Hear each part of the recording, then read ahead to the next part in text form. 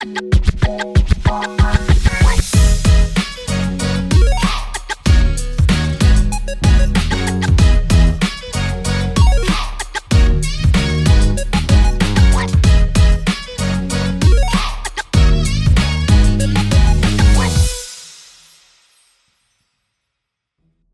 tout le monde, c'est Clemenco, on se retrouve pour une nouvelle vidéo qui aura pour thème la review du 11e épisode de Koh-Lanta, les chasseurs d'immunité. Effectivement, c'était l'épisode des binômes, et un binôme, j'en ai un avec moi, voilà, j'ai Flora et Goomba qui sont avec moi. Je les garde avec moi, je ne vais pas les éliminer au conseil, je les ai depuis un petit moment avec moi. C'est mon petit binôme, voilà, c'est mon petit binôme de ce soir, il est avec moi. Et même cette fois, mon chien n'est pas avec nous, il est dehors. Bon, peut-être qu'il va arriver pendant la review, mais en tout cas, il est au calme. Donc on n'entendra pas des ronflements de chien, et ça fait un petit peu plaisir, même si je l'aime de tout mon cœur. En tout cas, c'était un épisode assez vivant, pas mal rythmé, avec pas mal d'infos, pas mal de petits dramas. Donc c'est un épisode que j'ai plutôt bien aimé, hein. On en parlera pendant le bilan de l'épisode à la fin de la review. Mais c'était plutôt sympathique, j'ai passé une bonne soirée, j'espère que vous aussi. En tout cas, avant de vous révéler parce que j'ai pensé de l'épisode des binômes, des destins liés, comme dit Denis, je voulais vraiment vous remercier, voilà, vraiment vous remercier de tout le soutien que vous m'apportez. Vous êtes vraiment au top. On a dépassé les 600 abonnés. Donc c'est une étape, voilà, c'est une étape, ça fait plaisir, on est 600 de plus en plus. J'ai reconstruit ma chaîne petit à petit, c'était il y a 6 mois. Il y a 6 mois, j'ai disparu même un peu plus, hein. J'avais été supprimé comme un malpropre et je suis revenu. Je n'ai pas lâché, vous êtes encore là, vous êtes toujours là, vous êtes de plus en plus à vous abonner et ça me fait plaisir d'ailleurs, hein, pour ceux qui regardent la vidéo et qui ne sont pas abonnés. N'hésitez pas à le faire, hein, c'est juste un petit clic. En tout cas, vraiment merci, sans vous je ne suis rien, je vous l'ai déjà assez dit, donc vraiment merci sincèrement, ça me fait chaud au cœur de voir vos commentaires. Donc merci. Merci vraiment. En tout cas, si vous ne voulez pas louper les prochaines vidéos de Clemenco, qu'est-ce qu'on fait? On s'abonne à la chaîne. On n'oublie pas de déclencher la cloche de notification si vous ne voulez rien louper. Vous pouvez vous perdre dans les communautés. Il y a des petites infos, donc n'hésitez pas à être curieux. Vous pouvez également mettre un pouce bleu à la vidéo, ça fait toujours plaisir. En tout cas, moi, ça me fait plaisir, donc on n'hésite pas. Je suis sur les réseaux sociaux, je suis sur Instagram, donc n'hésitez pas à me follow. Et donc c'est parti, on se plonge dans l'épisode des destins liés où il y a eu quelques surprises, quelques petits moments sympathiques et quelques moments un petit peu tristes, il faut l'avouer. Donc let's go, c'est parti. Et donc c'est parti, on y va. Et avant de rentrer dans l'épisode, voilà, je voulais parler d'un petit truc qui m'a fait un peu rigoler. Effectivement, avant que l'épisode commence, il y avait les pubs, un classique. Et donc moi j'ai regardé les pubs tranquillement et on a eu quelques pubs assez rigolotes puisqu'effectivement on a eu une pub avec Vincent de Koh-Lanta, les armes secrètes, et Jérémy de la saison 16, l'île au trésor, qui font une petite pub ensemble pour Samsung. C'était assez rigolo. J'avoue que j'étais en mode what? Je les ai vus, j'étais en mode bon, c'est pas les plus grands acteurs du monde, mais c'était assez rigolo de les voir. C'est vrai qu'on a de plus en plus de pubs avec des candidats. On a vu Claire, on a eu Clémence avec Rexona, et là, la semaine dernière, avec sa compagne sur mes cheveux, c'est Koh-Lanta. Donc là, c'était assez marrant. En plus, Vincent, il est en mode j'ai fait le feu, mais enfin, grâce à son téléphone, etc., c'était assez rigolo. Et en plus, on a eu une autre pub avec Denis, avec la voiture, avec un concours et tout. Plus Clémence encore, ça faisait beaucoup de pubs avec des candidats de Koh-Lanta. Voilà, j'ai trouvé ça plutôt rigolo, hein. C'est vrai que bon, ils exploitent le truc jusqu'au bout. On a vu Arnaud aussi qui avait fait une pub pour une assurance, je crois, avant Koh-Lanta une année. Je sais plus, enfin bref, mais en tout cas, c'est assez rigolo. J'ai trouvé ça assez épique, il faut l'avouer. Donc cette fois, on a eu un pré-générique et un générique, parce que la semaine dernière, on n'avait rien eu, c'était direct, on rentrait dans l'épisode. Rien de plus, j'ai l'impression qu'il y a eu quelques petites modifications. Il y a eu un moment où ils hurlaient dans la cabane pour une araignée ou je sais pas quoi, je sais pas si c'était déjà dans le pré-générique. Mais en tout cas, voilà. On l'a eu, c'est très bien, ça allonge l'épisode un peu plus. Et on rentre dans l'épisode avec le lendemain du conseil. Il y a un conseil où Cécile avait été éliminée. Et c'est vrai qu'au niveau des chiffres, Denis le précise en voix off, on a 5 jaunes et 5 rouges. Donc tout est jouable, surtout que là on va avoir les destins liés, on le savait. Toutes les cartes pouvaient être redistribuées, donc c'était assez intéressant de se lancer dans cet épisode. En sortant du conseil, voilà, on a quand même Amri qui est plutôt content de lui. On a Léa qui le félicite, qu'ils ont rien vu venir, etc. Elle est un petit peu souriante, elle est contente, la Léa. C'est vrai que Léa, on n'en parle pas trop au niveau stratégie, enfin moi j'en parle un petit peu, mais c'est vrai qu'elle a quand même de bonnes réflexions. C'est pas la mastermind de cette saison, mais par contre je trouve qu'elle réfléchit bien et tout, donc c'est vrai qu'on sent qu'elle est assez proche d'Amri pour les stratégies. Amri, donc je disais, est très content de lui. Il a mis une gauche et une droite, comme il dit, un aller-retour, hein. Voilà, vous avez compris l'image. Et c'est vrai qu'il est content parce qu'il prend des risques, il est vraiment joueur. Oui, Amri est joueur, même si c'est vrai que Meyssa lui donne certaines informations, il est quand même joueur, c'est celui qui prend plus de risques. Et rapidement il dit à Léa, mais franchement Meyssa, on peut lui faire confiance, ne t'inquiète pas, il est vraiment avec avec nous. Et David de son côté, qui est quand même une des victimes du conseil, parce que lui il est du mauvais côté de la barrière. Il dit voilà, on a tenté, on a voulu faire un coup de bluff en essayant d'éliminer Amri, bon on a échoué, ça fait partie du jeu, mais quand même. D'ailleurs c'est l'ex-rouge qui a le plus de doutes depuis le début de la réunification. Il dit voilà, j'ai quand même des doutes sur certains bruits qui sont sortis, doutes de certains de ses camarades, et honnêtement il doit penser fortement à Meysa. Et c'est vrai que dès le début on l'a un peu engueulé en mode non mais n'importe quoi, il n'y a pas de trade chez les rouges. Et c'est vrai que David, depuis le début, il a des doutes. Et là, cette fois, il a vraiment une bonne intuition. Amri, en tout cas, dit qu'il s'est bien trouvé avec Meysa, qu'ils sont tous les deux joueurs, qu'ils s'entendent très très bien. Il félicite aussi Meysa pour sa masterclass au conseil, puisqu'effectivement, il a fait Acteur Studio, il a fait style, non mais nous les rouges, on comprend pas les stratégies, on est perdus, nanana. Alors que clairement, il est de mèche avec Amri. Et dans tous les cas, il veut protéger au max Meysa en laissant très très proche. Ils disent que pour l'instant, ils sont discrets, ils sont masqués, on les voit pas, etc. Mais ils se doutent que ça peut ne pas durer. C'est vrai qu'Amri est très réaliste sur leur situation, alors que Meysa un peu moins. Meysa elle est plus en mode non mais c'est bon, grave moins comme ça, etc. Et ils se disent dans tous les cas qu'ils vont se protéger au maximum. Il y a Meysa qui donc veut avancer discrètement, avancer petit à petit. C'est vrai que comme je le disais, Meysa est très positif sur la stratégie, alors qu'Amri, voilà, il se prépare au chaos. Il sait très bien qu'un jour ça va sortir, il y a trop de gens qui sont au courant. Au bout d'un moment ça a éclaté. Bon, je pense que vous annoncez qu'effectivement ça allait éclater, on l'avait vu dans le teaser, on ne savait pas par quel biais. On se doutait que c'était forcément un des jeunes qui allait balancer pour essayer de se sauver, mais on ne savait pas encore trop. Mais c'est vrai que cette petite phrase, ça nous préparait clairement à ce que l'alliance Amri et Meysa éclate au grand jour. Et rapidement, on va au jury final. Et moi, c'est des séquences que j'adore, souvent quand c'est des réactions choc ou quand c'est des éliminations un peu surprises. Et Cécile va débarquer donc à la résidence du jury final. Et on a Océane qui discute avec Léa. Et j'avoue que j'avais oublié qu'Océane était au jury final. Sur le coup, je me dis, elle va retrouver Léa. Ah, mais c'est vrai que Océane avait été éliminée, la pauvre. On l'avait pas vue arriver au jury, donc j'avais un peu zappé. Et Océane, elle pense que ce sera pas un rouge, que ce sera un jeune qui sera en difficulté, etc. Et Léa dit moi j'aimerais bien que ce soit Amri parce que c'est clairement un des piliers, c'est le pilier même des jaunes. Mais elle dit qu'elle espère vraiment pas que ce sera Cécile. Alors sur le coup j'ai pas trop compris parce que je la sentais proche d'autres personnes que de Cécile. Julie potentiellement qui lui avait filé un collier à un conseil, ou Megan à qui elle a donné son double vote, ou peut-être Jean envers qui elle a énormément d'admiration, surtout sportivement. Et donc là moi j'espère que ce sera pas Cécile. J'étais en mode mais elle t'a un peu mal parlé des fois, pas tout le temps, mais vous étiez pas copine non plus. Donc j'étais un peu surpris, mais malheureusement pour Léa, c'est Cécile qui arrive et là les filles sont choquées, sont vraiment what. Et on a Léa qui est clairement dégoûtée. Donc j'étais un peu surpris que Léa soit dégoûtée. Et Cécile, elle explique un peu comment ça s'est passé. Et là, Océane a fait sa petite Pookie, un peu comme Pauline dans la saison du Totem Maudit où elle balançait toutes les stratégies de Nicolas.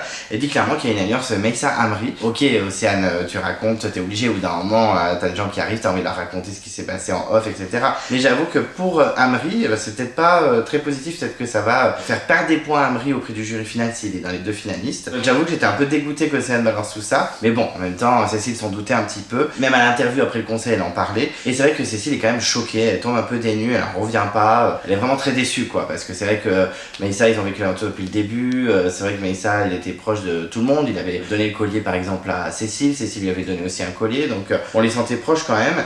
Et Léa face caméra, elle dit clairement que Cécile vivait dans un monde de bisounours. Il y a quand même beaucoup de stratèges sur le camp. Elle est quand même choquée de la voir sortir. Et Cécile, elle veut voir Meysa dehors. Très clairement, là, son objectif, c'est de voir Meysa arriver au jury final. Mais dans cet épisode, vraiment, tout pouvait se jouer. Meysa a été menacée, mais on a eu des surprises. Donc il va falloir être un peu plus patiente, Cécile. On retourne donc sur le camp. Voilà, c'est dans la journée. Ils préparent à manger. Et on va avoir un nouveau Rice Gate. Effectivement, un drama du riz. On n'en avait pas eu depuis quelques temps. Bon, chaque saison, il y a des petits débats. Mais c'est vrai que le dernier en date, pour moi, c'était la pauvre Marianne, que j'aime beaucoup, en plus que j'adore, de Koh Lanta Johor. Et effectivement, ils en font référence. Donc ça me fait beaucoup rigoler. C'est vrai qu'ils sont en train de préparer les riz, voilà, qui a été donné au conseil. On va pas refaire une parenthèse, mais c'est un scandale que la production ait donné du riz aux candidats. Donc vraiment, comme on disait en débat et comme je disais dans mes reviews, ou comme disait Maxime, on en avait déjà parlé aussi, mangez tout le riz. Si vous êtes aventurier de Koh Lanta et que vous êtes dans l'aventure, vraiment, mangez tout le riz. De toute façon, la preuve vous en donnera. Ils peuvent pas vous laisser mourir de faim. En tout cas, outre ce scandale de riz, il y en a un autre scandale de riz qui arrive, puisqu'effectivement, c'est Pauline qui gère le riz, comme ça, tranquille. Elle commence à en faire tomber un petit peu. Et là, je crois que c'est Megan qui dit, attention, il y en a qui ça coûtait cher, de faire perdre du riz ou gérer le riz. Donc moi, clairement, c'est référence à Marianne. La pauvre qui est créditée que de ça, alors qu'elle est bien plus que ça, mais c'est vrai que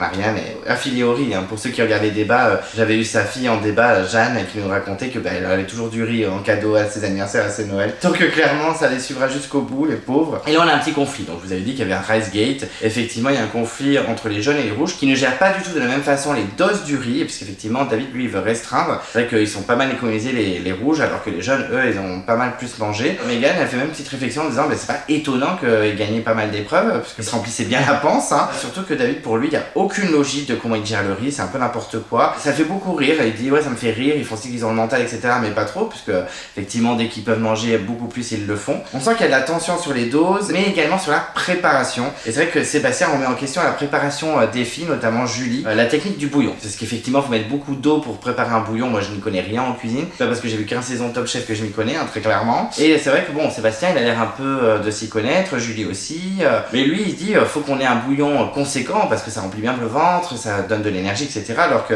les filles elles sont en mode ah non, non mais pas beaucoup le bouillon, en mode c'est un peu dégueulasse quoi le bouillon. Et c'est vrai que là Sébastien ça commence à l'agacer, il commence à être vénère, il insiste pas mal sur le bouillon, et vraiment la colère commence à monter en lui. Alors on savait que Sébastien c'était un faux calme, on l'avait déjà vu, qui était plutôt cool, j'ai les cheveux longs, moi je suis dans la forêt, je fais ma raclette sur un bout de bois et tout, mais faut pas trop le faire chier non plus Sébastien, on l'avait vu hein, notamment au conseil avec Alexis par exemple où il s'était mis très colère, et là clairement il dit moi il faut du bouillon à mort, il comprend pas du tout la gestion des filles, il préfère faire attention au goût plutôt que à la quantité de ce qu'ils vont ingurgiter, donc pour lui ce sont des sottises, je le cite, il dit que c'est des sottises, pour lui c'est n'importe quoi, et gère mal la préparation du bouillon et du riz, et Julie se rebelle contre Sébastien. C'est vrai que par contre Julie elle fait 40 kilos toute mouillée, mais franchement elle a un wawa comme dirait l'autre, qui est là quoi, franchement elle lâche pas l'affaire, hein. Elle répond etc, alors que moi Sébastien il fait 1m85 au moins, je suis en mode d'accord, on va mettre du bouillon.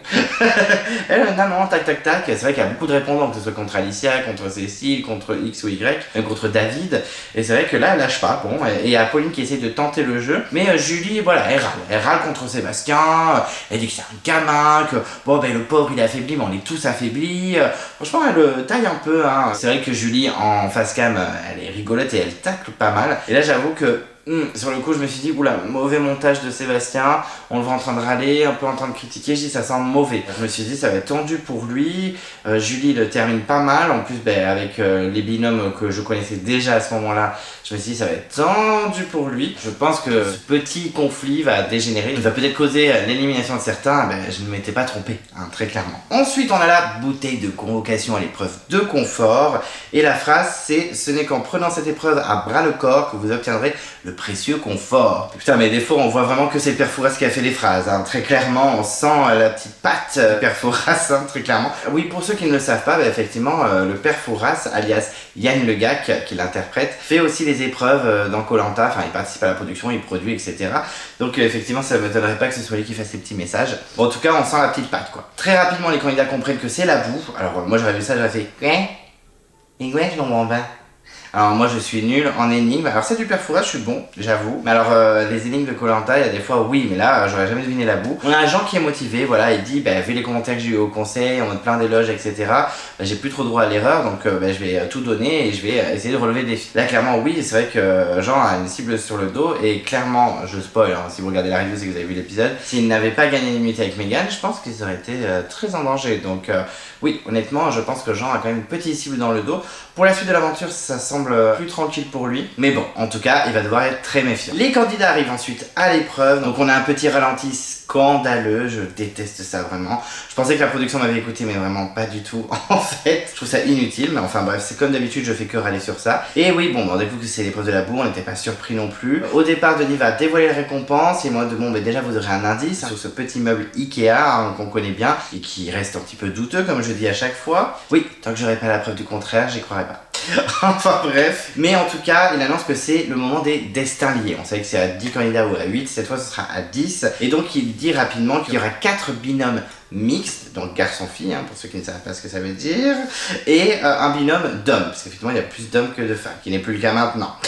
Enfin bref. Et donc c'est les filles qui tirent les boules en première, et Pauline sort la boule orange, Léa la rose, Julie la verte, et Megan la bleue. Et il dit rapidement aussi, ceux qui n'auront pas une des couleurs des filles, c'est qu'ils font partie du binôme masculin. Rapidement c'est les garçons qui vont tirer leurs boules, c'est vrai qu'on parle beaucoup de boules et de tirer des boules, bon, vous avez compris, on va pas aller plus loin, mais en tout cas Sébastien tire la boule violette, qui qui n'est pas chez les filles, donc il fera partie du binôme masculin. Ensuite, David tire la boule rose, donc il se retrouve avec Léa. Bon, ben on sent que sur le visage de Léa, au départ, elle est pas forcément ravie, et puis au final, si, elle est contente. C'est vrai que j'ai vu son visage, je me suis dit, ah, je pense qu'elle est pas si contente d'être avec David, parce que c'est vrai que David sur les épreuves il est pas foufou. Je pense qu'elle était un petit peu inquiète, mais lui de son côté, David il est super content. Il dit que c'est une super aventurière, ils s'entendent super bien, ils ont des liens un peu tous les deux. Et Léa confirme effectivement que elle est contente. En plus, ce lien c'est donc le rugby, puisqu'ils font tous les deux du rugby. C'est vrai qu'il y en a de plus en plus qui font du rugby, alors qu'avant c'était toutes les 2-3 saisons. On avait Sandrine de Fidji, qui est adorable, que j'ai interviewé, qui est au top, et Vincent que j'adore, vous savez, le rugbyman de la saison 17. Mais là on a deux rugbyman dans la même saison et c'est vrai qu'ils se retrouvent ensemble, c'est assez rigolo. Et finalement Léa a l'air contente. Au départ je pensais qu'elle était un peu en mode super, et en fait non, elle a l'air très contente. Ensuite Jean tire une boule et c'est donc la bleue. Il se retrouve donc avec Megan. À ce moment là il y a Denis qui précise vraiment les couleurs. C'est vrai que j'avoue que j'étais en mode Denis c'est un peu limite. C'est vrai que j'ai deux ex rouges ensemble, un ex jaune et une ex rouge, deux ex jaunes ensemble. En mode je mets bien de l'huile sur le feu. J'avoue que ça m'a un peu buté, ça j'avoue. Mais en tout cas Megan est très heureuse. Bon elle est avec celui qui gagne toutes les épreuves, donc forcément elle espère qu'elle va arriver à le suivre sportivement. Et Jean lui il est content également, mais bon il sait que stratégiquement c'est peut-être pas le meilleur choix, c'est deux ex rouges, donc un peu tendu, je le comprends clairement. Aurélien tire sa boule et c'est violet, et donc violet comme Sébastien, donc ils se retrouvent ensemble, donc super, ils sont super potes, mais bon stratégiquement c'est tendu. En plus Denis reprécise la couleur, et Sébastien lui il est méga content, alors que Aurélien il est content. Il aime bien Sébastien. Mais niveau stratégie, ça sent un petit peu mauvais. Amri tire sa boule et c'est vert, comme Julie. Donc bon, on se dit ok, super, le binôme. Voilà, pas trop de commentaires. Et donc Messa révèle sa boule et c'est orange. Donc il est avec Pauline. Rapidement, Amri parle de son binôme et dit qu'il est inquiet, que le destin lié ça fait peur, qu'il est quand même content d'être avec Julie, mais voilà, ça fait quand même peur. Et Messa, lui, il est dubitatif. Pas forcément parce qu'il est avec Pauline, parce qu'il est très content d'être avec Pauline, c'est pas le souci, mais bon voilà, les binômes, c'est imprévisible, on sait très bien que ça peut aller très très vite et que tu peux te faire virer parce que t'es avec quelqu'un qui est menacé ou trop fort ou etc. Donc les deux garçons ne font pas leur malin. Et puis ils vont pas faire leur malin pendant tout l'épisode, très clairement, même si je trouve qu'ils ont quand même essayé de garder le cap jusqu'au bout, mais c'est vrai qu'ils ont été un peu mis à mal. Et la récompense, donc c'est une récompense assez entre guillemets classique, ça doit être magnifique à vivre, mais c'est une famille de Philippins qui vont accueillir les deux gagnants dans leur quotidien. Voilà, ils vont les accueillir chez eux, dans leur cabane, ils vont leur montrer la pêche, ils vont manger avec eux, ils vont dormir dans leur cabane, ils vont petit déjeuner avec eux, etc. Donc voilà, petit moment avec les locaux. C'est vrai que à vie ça doit être superbe, et nous en tant que spectateurs, s'il n'y a pas un truc de fou en fait dans ce confort, on s'ennuie un peu. C'est vrai que par exemple la semaine dernière c'était un confort hyper stylé parce qu'il y avait les lucioles, il y avait les requins-baleines, etc. Là, il n'y a pas énormément de choses qui donnent envie de regarder en fait. Alors ça va être cool, ils vont être trop mignons les petits Philippins, ils vont être hyper accueillants et ça va être fou pour Megan et Jean. Mais à regarder, j'avoue que c'est pas très passionnant. Denis explique donc l'épreuve, on connaît, il faut faire des allers-retours en binôme dans la bourre afin de remplir un seau. Une fois que le seau est rempli, ils vont devoir prendre ce seau, aller au stand de tir, confectionner des balles debout avec un peu de terre, il me semble qu'il la mélange avec de la terre ou du foin, je sais plus avec quoi ils mélangent. Et après ils ont 5 statuettes à faire tomber un peu comme le chamboule-tout. Il y a différentes distances, je crois que la plus proche est 5 mètres, donc c'est un peu colère. Et donc le binôme qui a fait tomber les 5 statuettes en premier a gagné. C'est une épreuve qu'on connaît, on l'a vu notamment dans Johor, on l'a vu dans les 4 terres il me semble aussi. On l'a vu dans pas mal de saisons, donc on connaissait, en tout cas on était prêt à voir quel binôme allait s'en sortir. Et donc l'épreuve commence, et là ça court dans tous les sens, ça court, ça n'hésite pas. Et qui c'est qui est le plus rapide? C'est Jean. Jean qui est vraiment le challenge beast de la saison. Je m'attendais plus à Sébastien, ou à un petit duel entre Sébastien et Jean, mais vraiment Jean fracasse toute la compétition,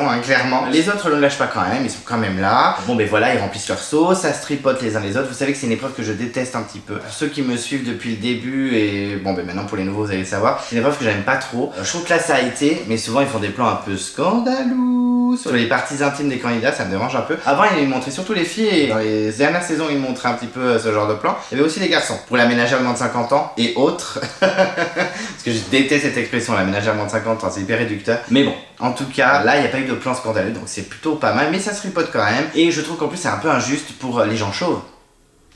Moi par exemple, je suis pas chauve, mais j'ai pas beaucoup de cheveux. Je me retrouve face à une Pauline, une Megan avec leur chevelure, je suis en mode... Ou Sébastien, qui a une chevelure incroyable, ça va aider, même David a les cheveux longs. Amri, par exemple, il a les cheveux très courts, donc face à David ou Sébastien, on va se rendre compte que ça va pas forcément jouer, parce qu'ils vont être assez serrés dans cette compétition, mais quand même, je trouve que c'est pas une épreuve équitable. En tout cas, ça enchaîne les allers-retours, surtout Jean, qui vraiment ne lâche pas. Après ça veut rien dire, c'est pas parce qu'on fait plein d'allers-retours qu'on ramène grave de boue, hein. Faut aussi prendre bien le temps, mettre toute la boue dans les seaux, etc. On a même, je crois que c'est Amri, mais je suis pas sûr, je veux pas l'accuser le pauvre, il y a 2 doigts de faire tomber son seau qui shoot dedans. Ça aurait été dramatique, et je crois que c'est déjà arrivé dans Koh-Lanta qu'elle fasse tomber son seau. Bon, dites-moi si vous le savez en commentaire, mais je suis pas sûr à 100%, mais ça m'étonnerait pas. En tout cas, ça court, je trouve que ça s'entraide pas mal dans les binômes, parce qu'il y a des binômes qui sont pas forcément proches.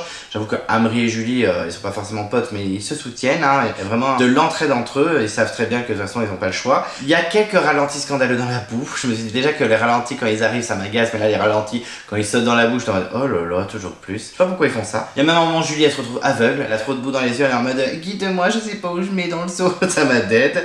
On a David qui booste Léa, on sent que David, finalement, ce David que j'ai un peu clachoté, j'avoue, depuis le début, ça fait 2-3 épisodes, et ça je le dis clairement, que ça va beaucoup mieux, qu'il est beaucoup plus jovial, beaucoup plus souriant, mais en fait je pense qu'il l'était vraiment sur le camp, et que nous au montage on a juste vu David qui pète un câble et qui clash tout le monde aux épreuves. Donc ça fait plaisir, en tout cas avec Léa on sent qu'il y a un petit truc qui s'entend très très bien. Jean et Megan arrivent en first à remplir leur seau, donc ça ils vont au stand de tir, c'est le moment de construire ces petites boules et de tirer sur les petites statuettes. Premier tir de Megan, bon, je ferais peut-être pas mieux, donc je suis en train de juger, mais Jean c'est pareil, il tire, c'est pas ouf. Voilà, faut prendre un petit peu ses marques aussi, faut jauger, faut voir comment on peut bien tirer, bien faire sa boule, etc.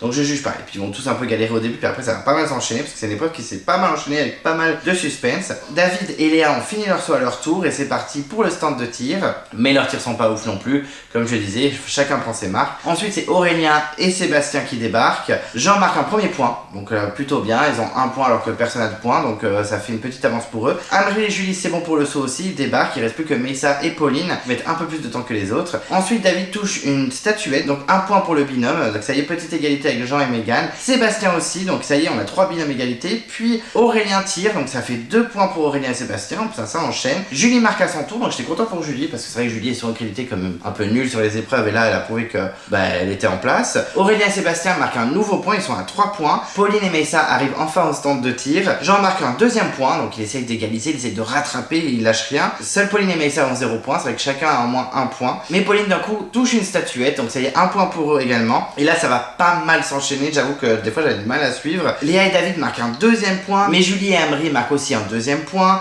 puis un troisième point pour Julie et Amri. Jean et Megan aussi égalisent avec un troisième point. Pauline et Meyssa marquent un deuxième point, David et Léa un troisième point, Jean et Megan un quatrième point. C'est vrai que ça s'est hyper vite enchaîné, bam bam bam bam. Je pense que même Denis qui commentait était en mode stop, ça va trop vite. En tout cas c'était méga serré, j'avoue qu'il y avait un petit peu de suspense. Moi j'étais team Sébastien et Aurélien parce que je savais qu'ils étaient énormément en danger. Alors c'était pas une immunité, mais je me disais que quitte à ce qu'ils sortent, au moins qu'ils aient un petit confort sympa. Pauline et Meyssa marquent un troisième point. On a Jean et Megan qui se boostent, qui discutent avant de tirer le dernier point parce qu'ils n'ont plus qu'une statuette à faire tomber. Et effectivement, Jean tire et marque le cinquième point. Ils font tomber la dernière statuette. Et là, on a un Jean qui est hystérique. Et c'est vrai que pendant l'épreuve, dès qu'il marquait un point, dès qu'il faisait tomber une statuette, il était en mode waouh. Alors qu'on a un Jean d'habitude beaucoup plus calme, tranquille, posé. Là, il était vraiment en mode hystérie. C'était assez rigolo à voir. Même si Jean, c'est pas forcément mon favori, c'était quand même plutôt rigolo de le voir sous une autre facette, un peu plus d'hystérie. Et on sent que les autres sont un petit peu dégoûtés, mais ça va. C'est vrai que je trouve que cette année, c'est pas trop un casting de rageux. Ils sont pas en mode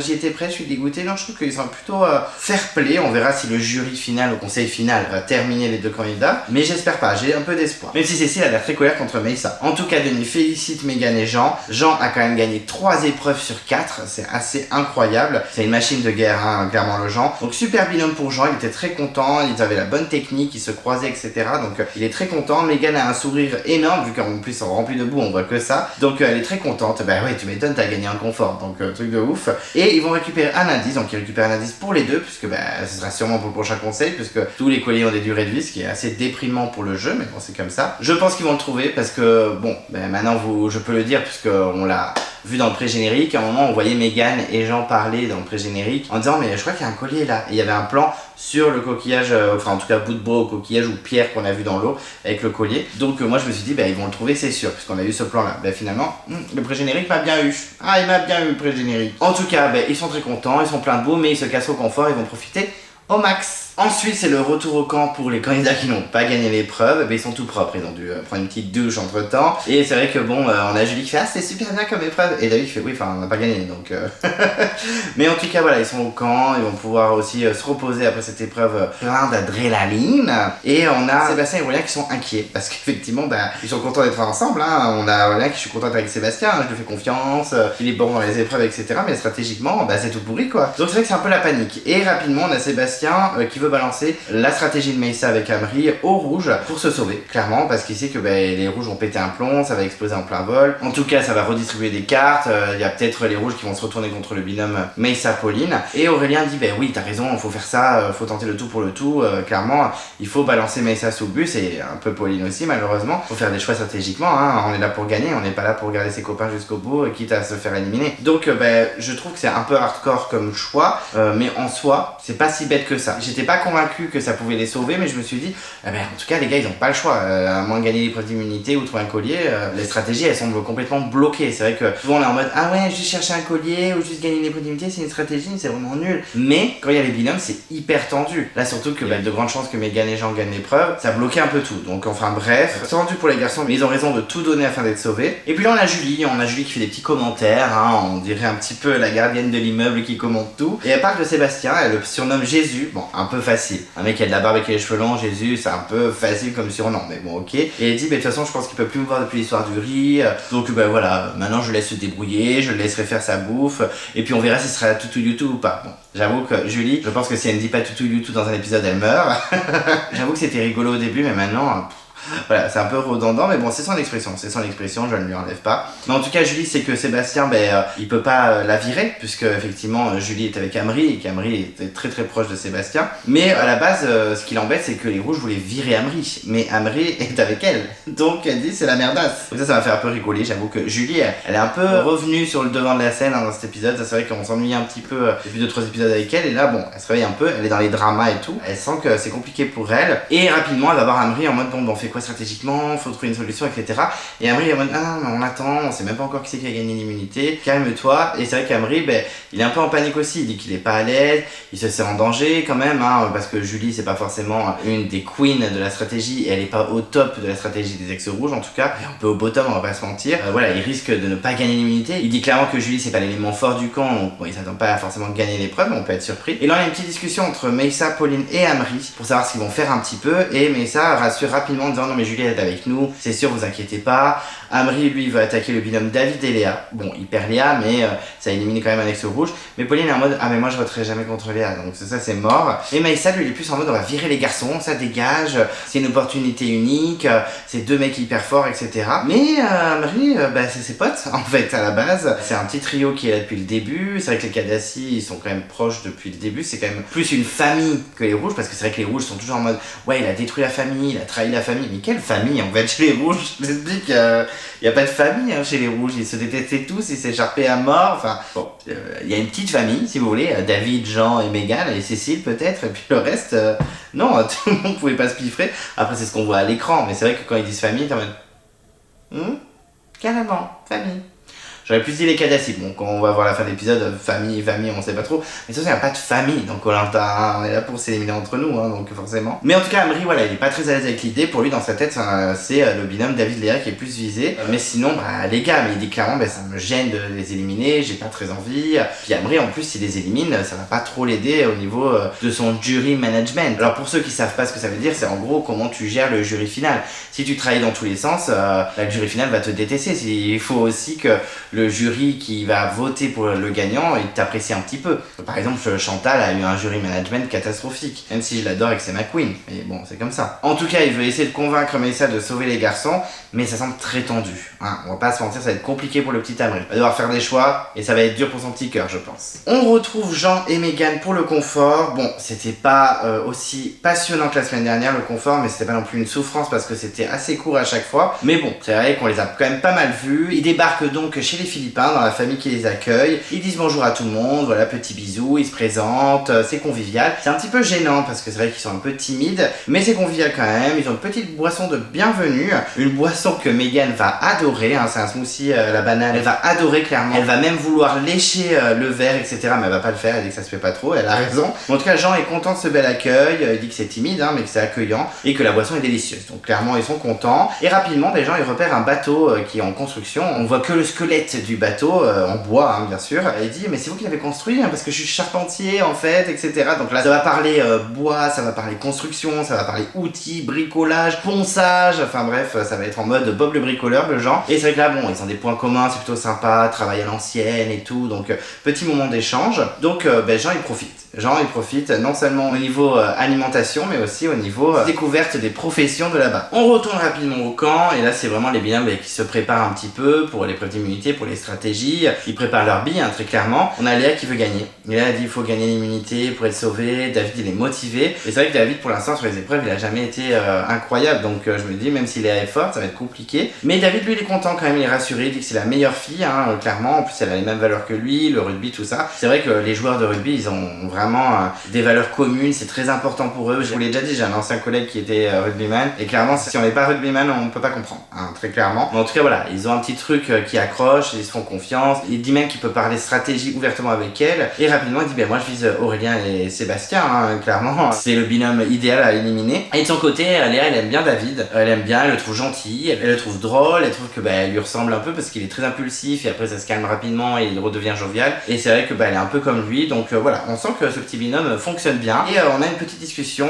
entre David, Léa et Julie. Et il parle stratégie, hein, direct en bam bam bam, moi je propose des stratégies. Et en gros il veut protéger tous les binômes, donc les 3 binômes sauf Mélissa Pauline et Sébastien Aurélien. Donc on sent que ça va être les 2 binômes visés pendant tout l'épisode, hein. Très rapidement ils sont montrés du doigt. On sent surtout que Léa va devoir faire un choix. Elle est un peu bloquée entre les 2 garçons ou Mélissa et Pauline. Donc clairement elle voudra pas voter Mélissa et Pauline parce qu'il y a Pauline qui est son binôme depuis le début. Et puis après Amri elle sait très bien qu'il peut se retourner contre elle au bout d'un moment. Elle sent bien qu'elle est en bas de la stratégie des jeunes, donc voilà, c'est peut-être le moment aussi pour elle de jouer. Et David de son côté il vise Mélissa et Pauline. Mais Léa de son côté elle veut pas voter Pauline. Donc là c'est vrai qu'on a une Léa qui est coincée dans un étau, elle marche sur des œufs. Les choix pour elle vont être aussi compliqués, hein. Je pense que tous les jeunes qui ont voté contre Sébastien et Aurélien, ça a été très compliqué pour eux. On retrouve Megan et Jean en mode pêche, effectivement ils sont sur un petit bateau et effectivement ils sont à bord d'une banca. Alors une banca c'est un bateau traditionnel à double balancé comme dirait Denis, et c'est un petit moment survie, voilà, ils font les techniques de pêche avec le filet comme les Philippins font, ils attrapent quelques poissons, même un coquillage.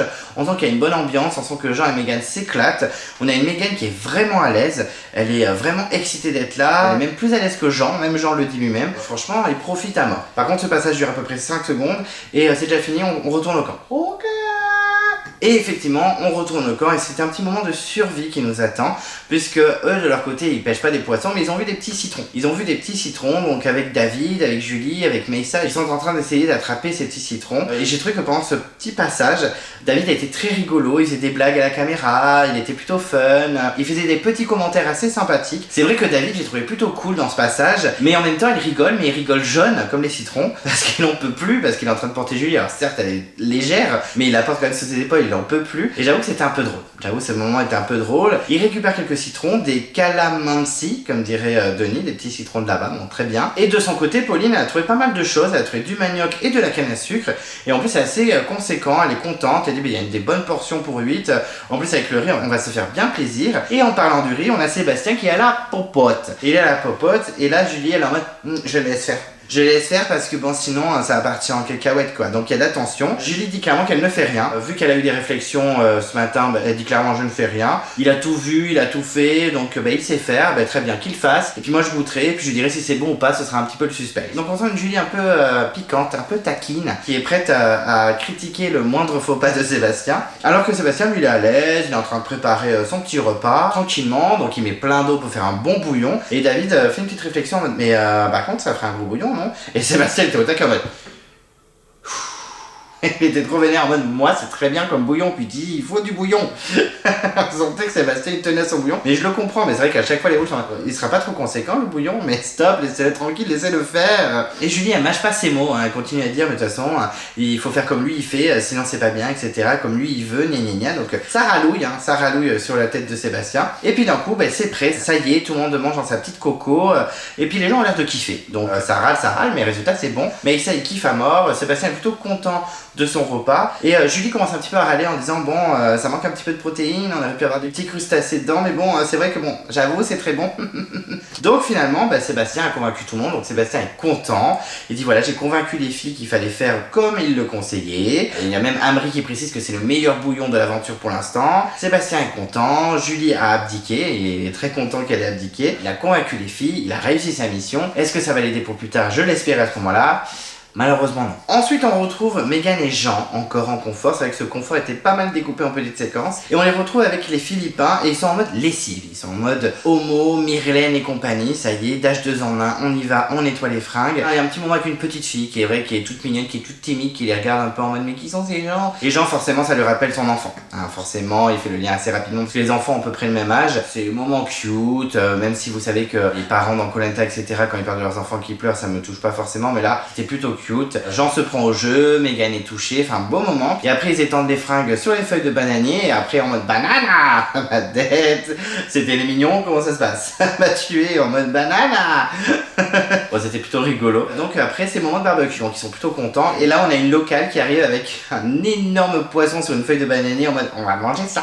Trop la base. Donc ils étaient en feu, clairement un énorme poisson qui les attend. Donc moment de préparation du poisson, voilà on le prépare, on met du sel, on le découpe, on le fait griller comme de la viande, tout ça. Et c'est vrai que c'est un super moment, c'est hyper convivial. De toute façon les barbecues c'est toujours convivial, c'est toujours une petite ambiance sympathique. Les habitants sont tous sourires, ils sont réceptifs à Megan et Jean. Ils leur apprennent même les noms des aliments dans leur langue, donc petit moment sympathique, ils partagent. Je crois que même Jean dit oui, le ventre ça se dit comme ça, nanana. Je sais plus comment ça se dit le ventre en philippin, désolé. En tout cas c'est une grosse bouffe en prévision, ils se font plaisir, ils savourent, ils kiffent au max. Un moment pas très intéressant pour nous, le moment où ils bouffent, mais en tout cas ils profitent. Megan elle a trop kiffé sa bouffe, elle a trop kiffé le moment qui était très convivial, plein de partage avec les Philippins, donc elle était ravie. Et puis ça suffit au bout d'un moment d'avoir mangé du poisson, c'est le moment stratégique puisque Megan et Jean vont parler stratégie et tous les deux sont assez d'accord sur un binôme, sur Sébastien et Aurélien. Donc un peu déçu de Jean puisqu'il avait quand même dit qu'il voterait au mérite et que même Léa avait dit les rouges ont voté au mérite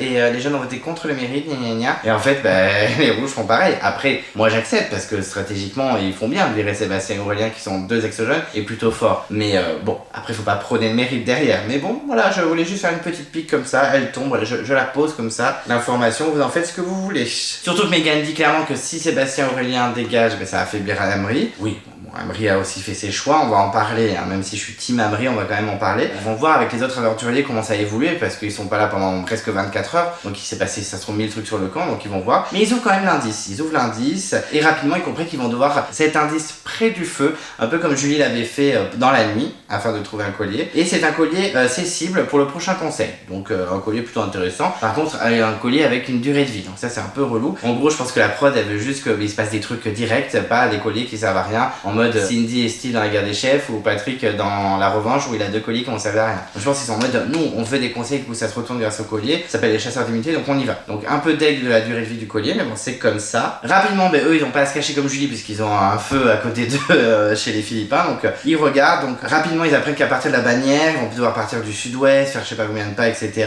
Donc bon ils ont dit c'est super on va essayer de faire ça, on va essayer de le trouver et dans leur tête ils disent on va le trouver assez rapidement. Ça ne va pas être le cas. Ils vont bien galérer. Petit moment dodo, ils vont se coucher. Ils se posent sur des matelas, bon c'est pas les matelas du siècle, on n'est pas au Ritz ou au Hilton, mais bon ça fait quand même plaisir, c'est beaucoup mieux que le camp, on va pas se mentir, avec des coussins et des moustiquaires. Donc ils vont bien dormir, ils savent très bien qu'ils vont s'endormir rapidement et qu'ils vont profiter au max. Le lendemain on est toujours avec Megan et Jean au confort, ils se réveillent tranquillement pour le petit déjeuner avant de retrouver les autres à l'épreuve d'immunité et donc ils ont un petit café, du riz chaud, des petites préparations de chez eux, de chez les Philippins, donc vraiment ils kiffent. Megan est plutôt confiante, elle dit on sent que David et Léa sont en danger donc on va les protéger si on gagne immunité. Donc si on gagne immunité, qu'en plus on trouve le collier et moi avec mon double vote, clairement on est tranquille. Donc c'est plutôt chill, ils sauveront David et Léa pour sauver surtout David, Léa il s'en moque un peu mais comme ça tranquille. En tout cas ils se sentent vraiment en sécurité et quand j'ai entendu ça je me dis il y a une part de moi qui me dit si ils se sentent si bien en sécurité, ça se trouve ils vont se faire blindside, ils vont pas gagner l'épreuve d'immunité, ils vont dégager. Ce serait possible, ça n'arrivera pas. En tout cas, ils disent au revoir à la petite famille qui les a accueillis, c'était vraiment un moment touchant, c'était mignon, plein d'émotions. Et il y a même Megan qui dit dès que je ferai la lessive, je penserai à Banana, etc. Des moments avec les Philippins. Que quand je ferai la lessive, c'est pas très gentil.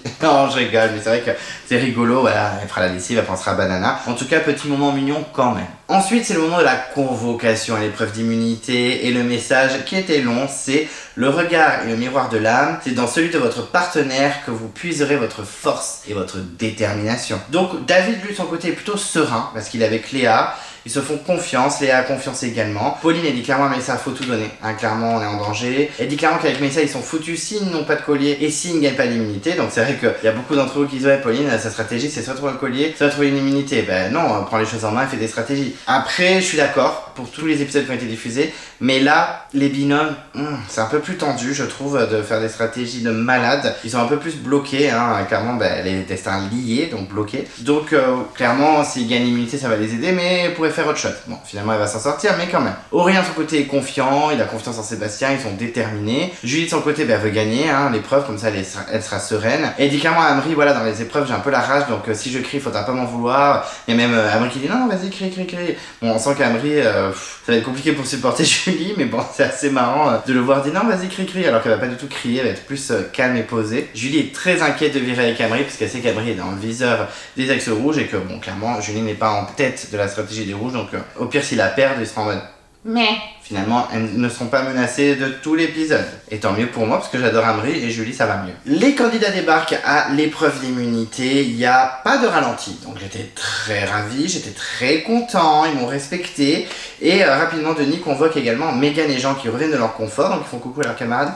Coucou, on a bien profité. Et l'épreuve, on la connaît. C'est l'épreuve d'équilibre face à face en binôme. Effectivement, chaque binôme se met face à face sur des poutres en équilibre. Et ils doivent tenir une autre poutre comme ça, l'un en face de l'autre. Ils doivent tenir un équilibre le plus longtemps possible. La dernière équipe qui tient debout sur ces poutres en équilibre remporte l'épreuve. C'est une épreuve qu'on connaît très très bien. On l'a notamment vu dans le Totem Maudit et c'était Olga et François qui avaient gagné. J'étais très content parce que c'est deux candidats que j'adorais et que j'adore toujours, donc j'étais très content. Et c'est vrai que c'est une épreuve statique, donc pas forcément un truc qui me passionne, d'équilibre et statique, mais bon, on peut avoir de belles prouesses, donc j'attendais cette épreuve quand même un petit peu. Et du coup, les candidats se boostent entre eux, ils se font confiance, ils se donnent des petits conseils avant de monter, et l'épreuve va pouvoir commencer. Et effectivement, les candidats s'installent sur les poutres, les bâtons qui tenaient la poutre principale tombent, et donc l'épreuve commence. Et c'est vrai que très rapidement, on a Léa et David qui bougent énormément, enfin surtout David, hein, c'est pas pour jeter la pierre sur le pauvre David que j'apprécie de plus en plus, et en même pas 15 secondes, 15 secondes c'est Denis qui le dit, ça dégage, ils sont tombés, ça y est c'est fini, David est tombé et donc il amène Léa dans sa chute, donc hyper choqué quand même, ils ont juste pas réussi à trouver leur équilibre tout simplement, donc c'est déjà terminé pour eux, il reste plus que 4 binômes, et du côté de Sébastien et Aurélien, on a Aurélien qui tremble énormément, mais il a confiance, il dit à Sébastien c'est bon je tiens, etc. Megan et Jean eux ont trouvé leur équilibre hyper vite, ils se regardent vraiment comme si de rien n'était, ils sont très calmes. On a même Jean qui dit à Megan on reste 2 heures minimum, c'est sûr, elle dit on reste jusqu'au bout de la nuit, enfin vraiment ils sont déterminés, on sent qu'ils vont tenir longtemps sur l'épreuve. Et du côté de Julie et Amri, c'est assez rigolo, j'avoue, j'ai trouvé ça tellement mignon en fait, la tête d'Amri, j'ai trouvé ça trop cute, parce qu'en fait Julie, qui d'habitude est un peu, pas ouf sur les épreuves, c'est pas forcément une leader naturelle, mais c'est Julie qui va booster Amri pendant toute l'épreuve. Effectivement, elle va lui parler tout doucement, elle va tout le temps le conseiller, elle va tout le temps avec sa voix très calme, elle va essayer de le calmer, qu'il se concentre, parce qu'on sait très bien que Amri, l'équilibre, ce n'est clairement pas sa force. On l'a vu sur l'épreuve des corps de le premier épisode ou sur l'épreuve de la poutre pendant le trek. Donc on sait très bien que c'est pas sa force. Les forces sur autre chose, pour la précision par exemple sur le tir à l'arc ou sur le parcours du combattant où il a été très surprenant, même si pour lui c'est nul parce qu'il avait deuxième, il a quand même été assez surprenant. Mais en tout cas le boost, j'ai trouvé ça plutôt cute de sa part. Et Pauline de son côté, elle dirige Mélissa qui n'a pas l'air très convaincue de son équilibre. C'est difficile pour eux, elle le booste, elle est vraiment derrière lui, mais au bout de 1 minute et 10 secondes c'est terminé. Effectivement Mélissa est tombée. On se dit quand même, pour que 2 binômes tombent aussi vite, c'est que ça a l'air chaud, ça a l'air tendu. Moi j'avoue que je fais trop mon malin en mode ils sont tombés hyper vite, c'est un peu choquant et tout. Moi ça se trouve je serais à la ramasse sur les épreuves. Moi la seule raison pourquoi je voudrais faire Koh-Lanta, ce serait pour voir certaines épreuves, est-ce que je serais bon. J'aimerais bien tester l'équilibre sur l'eau, le parcours du combattant ce serait un fiasco, la dégustation je pense que ce serait rigolo mais je pense que je mangerais rien. Mais ouais j'aimerais bien faire certaines épreuves pour voir combien je temps, même le paresseux, j'aime pas le statique mais pour voir combien de temps je tiens, même si ça se trouve ce serait 10 minutes, mais quand même. Bon en tout cas ça avait l'air chaud sa mère quand même, on va pas se mentir. Et donc il reste plus que 3 binômes. Il reste Julie, Amri, Aurélien, Sébastien et Jean et Mégane. Et ils sont concentrés. On a Julie qui continue de booster Amri et c'est vrai qu'elle se tait jamais. Elle est vraiment toujours en train de parler tout le temps. C'est vrai qu'il est pas bon en équilibre, donc elle le guide à fond. Mais j'avoue qu'elle parlait tout le temps. Sur le coup, à la place d'Amri, j'aurais fait chut en fait.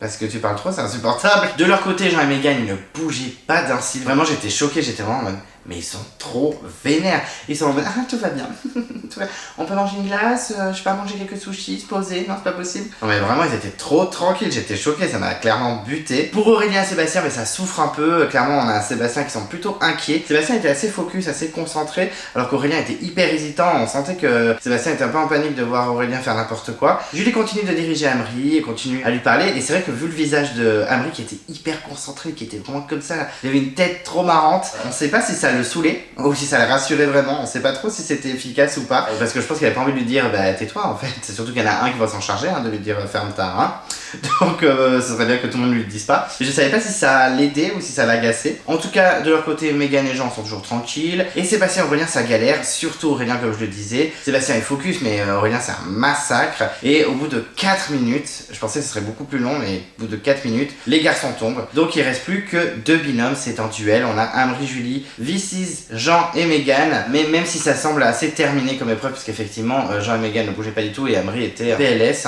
Donc Julie continue à rassurer Amri. 10 minutes d'épreuve passent. Jean et Mégane sont vraiment tranquilles, il n'y a vraiment aucun souci, alors que Amri lutte. On sent qu'il est allé dans ses retranchements, quoi. Il est allé vraiment jusqu'au bout. C'était le lion Amri qui lâchait pas en mode j'en peux plus, je vais craquer, mais je lâche pas. Franchement, c'était un vrai combat pour Amri. Même s'il n'a pas gagné, clairement, c'était assez impressionnant à voir. Et d'un coup, on voit que Jean commence un petit peu à souffler, donc Mégane nous conseille un petit peu. Julie continue de gérer Amri. Franchement, à ce moment-là, je me dis, le pauvre, il doit tellement souffrir, ça doit être tellement dur pour lui, il m'a fait un peu de peine. Donc je l'aime beaucoup, donc forcément, c'est un peu dur à regarder. David, lui, il est choqué. Il est choqué que il bouge pas vu la position qu'Amri il a, parce que c'est vrai qu'il se penche beaucoup, etc. Et clairement, les candidats comprennent que c'est Julie qui gère la situation, qui prend l'épreuve en main. Donc Julie gagne des points niveau épreuve, clairement. 15 minutes d'épreuve passent. Jean et Mégane, ça va toujours. Jean dit clairement qu'il est ancré sur la poutre. Mégane est souriant, donc tout se passe bien pour eux. Alors que Julie et Amri, c'est bon, ils luttent vraiment. On a Julie qui guide Amri, mais il commence vraiment à galérer. Ça commence à être vraiment long pour lui, ça commence à être vraiment compliqué. Surtout que Mégane, ça la rassure de les entendre beaucoup parler derrière. Ça va tomber sûrement plus vite que nous. Il commence à s'auto-congratuler en mode ouais, t'es impressionnante, tu m'impressionnes tellement Mégane, tu es folle. Donc vraiment on sent que eux ils sont déterminés jusqu'à la victoire. Elle dit oui je souris parce que je pense à l'immunité qu'on va gagner. On les sent vraiment sûrs d'eux. Et au bout de 20 minutes d'épreuve, là ça commence à être compliqué aussi pour eux, puisqu'effectivement de la sueur tombe dans les yeux de Jean. Mais oui, il transpire tellement le petit cochon. Bon, même si j'aurais pas fait mon mal à sa place parce que je la transpire au bout de 3 secondes. Mais c'est vrai que du coup il sent sa transpiration tomber dans ses yeux, donc ça fait pas très plaisir puisque la transpiration c'est salé, donc ça pique les yeux. Et c'est un petit moment de panique, je trouve ça un peu rigolo. En plus, il dit je peux me gratter l'œil et tout. Non, cligne des yeux pour enlever ta sueur. Ok, Mégane, je connais pas ce système, mais allons-y. Et de leur côté, Julie et Amri, Julie continue de parler. Elle dit même qu'au bout d'un moment, elle a plus de salive. Et on a même Amri qui dit arrête de parler là, c'est bon. Alors je pense que c'était plutôt économise-toi, mais sur le coup, ça faisait vraiment arrête de parler là, j'en peux plus. Mais clairement, Julie ne veut pas arrêter. Elle se dit dans sa tête que tous les conseils qu'elle donne à Amri, ça l'aide à tenir. Mais elle y arrive vraiment plus. Voilà, elle a plus de salive, ça galère. En plus, Amri est vraiment à bout. Il commence à vraiment trembler, à être très hésitant. 25 minutes d'épreuve passent. Jean veut vraiment essuyer son œil, il n'en peut plus. Donc il tente le coup. Mégane est dit bon, ok. Il le fait rapidement et ça tient. Et Julie, de son côté, commence à être un petit peu à bout aussi. C'est vrai qu'elle a tenu l'épreuve à bras le corps. Amri veut tenir, mais franchement, c'est compliqué pour lui. Et d'un coup, il tombe. Et ça y est, c'est terminé pour eux. Mégane et Jean remportent l'immunité. Ils ont donc une double victoire. Une double victoire puisqu'ils ont gagné le confort et l'immunité. Et Jean, c'est sa 4e victoire. C'est une machine. C'est un challenge beast, il faut le dire au bout d'un moment. Donc Denis félicite Jean et Mégane dit clairement qu'elle a tout misé sur les jambes parce qu'elle fait pas mal de séances de gainage à la salle de sport. Et Jean lui dit qu'il a été bluffé par Mégane, qu'elle était sereine, qu'elle était calme, que franchement ça a été un pilier dans l'épreuve et tout. Donc on sent que ce bilan a beaucoup marché. Parce que dans les épreuves ça n'a pas traîné, ils ont été très très forts. Pour Amri et Julie, Julie est clairement désignée comme la coach du binôme, qu'elle savait que il fallait le soutenir parce que c'est pas forcément une épreuve pour lui. Et Amri dit clairement que Julie était la télécommande et lui le téléviseur, que c'est elle qui a choisi le programme, qu'il a écouté sa voix, etc. Donc finalement je pense que ça l'a pas tant agacé que ça l'a peut-être aidé. Et il a tout donné mais que ça n'a pas suffi, donc on le sent un petit peu déçu, ça m'a un peu fendu mon cœur. Mais en tout cas, Mégane et Jean ont l'immunité, ça ne m'arrange pas, ça arrange pas mes affaires. Mais bon, c'est comme ça et les stratégies vont commencer quoi. Et effectivement, les stratégies vont battre leur plein. Et au retour au camp, il y a une petite blague de Julie, je crois qu'il dit il faut nous laisser un peu des totems et des victoires MDR.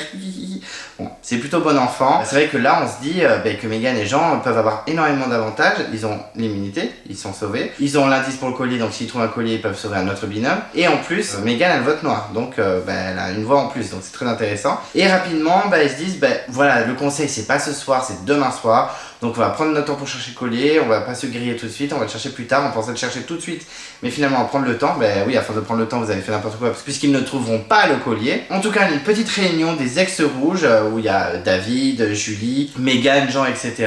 Et Aurélien, d'un coup, il arrive et débarque en mode bonjour, et il est en mode pouki pouki, il va balancer, clairement, il va faire sa pouki dans le side, et il dit clairement que Meyssa est de Mèche avec Camry, et qu'il balançait toutes les informations des rouges, et qu'ils étaient au courant de tout. Alors on a même David qui s'excite assez rapidement, même quand Aurélien n'avait pas encore dit que c'était Meyssa qui balançait tout. Il a commencé à dire et tout le monde, mais laisse-le parler. Oh, arrêtez d'engueuler David, c'est lui qui a raison depuis le début. Putain, je suis en train de défendre David là, bordel. Et c'est vrai que bon, David s'en doutait. Jean tombe un peu dénu. Il dit que Meyssa prenait les valeurs, le respect, la droiture, etc. Donc il est assez déçu. Et les rouges sont clairement en colère. On sent que la colère des rouges va peut-être s'abattre sur Meyssa. On a David qui est très colère contre Meyssa. Il dit que c'est une vraie balance, qu'il a trahi la famille, qu'il a sali l'image des rouges. On sent que c'est très violent pour lui. Il s'en doutait un petit peu, mais il est quand même très déçu. Aurélien, clairement, il joue carte sur table afin de se sauver. Il dit que ça va être dangereux parce que ça peut être qui tout double, mais que ça va être le bordel. Donc effectivement, ça va mettre un petit peu la zizanie dans les ex-rouges et dans les stratégies. Meghan, de son côté, elle n'est pas surprise, parce qu'elle savait que Meyssa faisait des petits coups à droite à gauche. Elle était un peu dans la confidence. Elle avait même tenté de prévenir Cécile, mais Cécile a fait « Oh non, mais elle est naïve, Meghan, c'est chiant. Non, on fait ce que je dis. » Au revoir, Cécile. Bisous.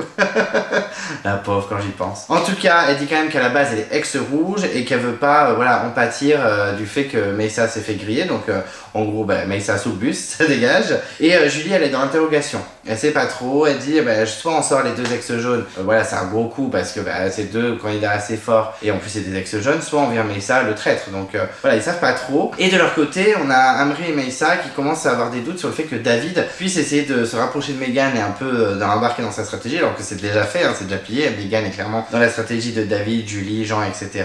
Et Meyssa dit que il a confiance, Meghan sûr de sûr et tout, pas de soucis. Alors qu'Amri, lui, il est en mode t'es sûr de sûr de sûr. C'est vrai qu'Amri, il est moins serein. C'est vrai qu'Amri, il observe bien tout ça quand même, même si Aurélien d'ailleurs ça m'a un peu déçu, qu'il dit Amri, stratégie de insane, mais en fait non, c'est Meyssa qui lui disait tout. Amri, c'est quand même quelqu'un de joueur et qui réfléchit un peu plus que les autres, donc j'avoue que j'ai pas trop aimé la petite réflexion d'Aurélien, il ne gagne pas des points dans mon cœur.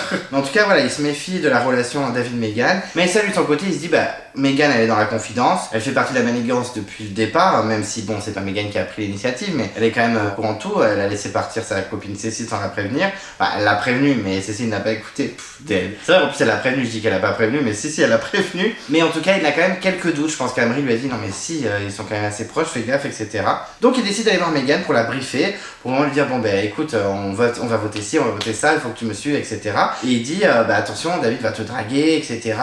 Faut absolument que tu lui dises rien. Elle dit non, mais j'ai rien dit depuis le début, nanana, etc. Il lui dit très bien, là on va virer Sébastien Aurélien au binôme, et puis après on vire Jean parce qu'il est trop fort, et ensuite on vire David. Et de son côté, Meghan, elle dit clairement qu'elle est pas naïve, elle va pas se faire avoir. Cécile la prend pour une naïve, mais elle aurait pas dû. Et c'est vrai qu'elle dit ça lui plaît pas du tout.